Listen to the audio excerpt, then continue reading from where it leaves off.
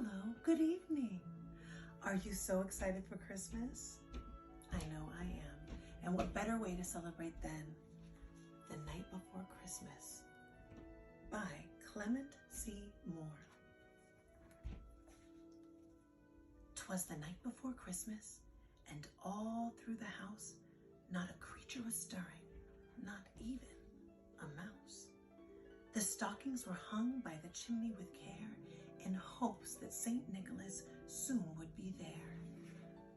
The children were nestled all snug in their beds, while visions of sugar plums danced in their heads, and Mama in her kerchief and I in my cap had just settled down for a long winter's nap. When out on the lawn there arose such a clatter, I sprang from the bed to see what was the matter.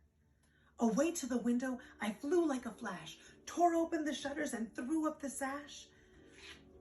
When what to my wondering eyes should appear but a miniature sleigh and 8 tiny reindeer.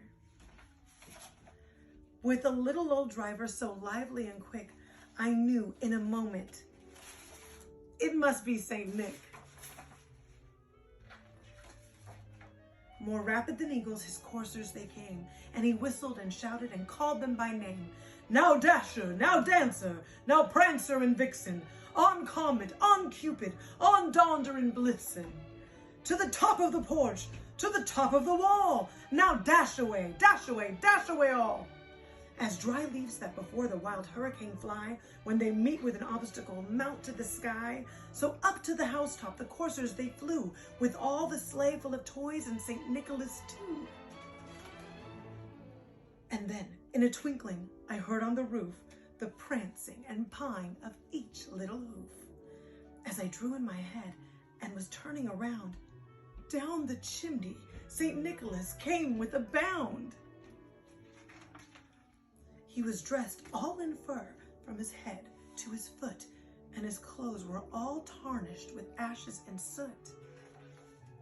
A bundle of toys he had flung on his back, and he looked like a peddler just opening his pack. His eyes, how they twinkled, his dimples, how merry. His cheeks were like roses, his nose like a cherry. His droll little mouth was drawn up like a bow, and the beard on his chin was as white as the snow. The stump of a pipe he held tight in his teeth, and the smoke, it encircled his head like a wreath. He had a broad face and a round little belly that shook when he laughed like a bowl full of jelly. He was chubby and plump, a right jolly old elf, and I laughed when I saw him in spite of myself. A wink of his eye and a twist of his head soon gave me to know I had nothing to dread. He spoke not a word, but went straight to his work and filled all the stockings, then turned with a jerk, and laying his finger aside of his nose and giving a nod, shh, up the chimney he rose.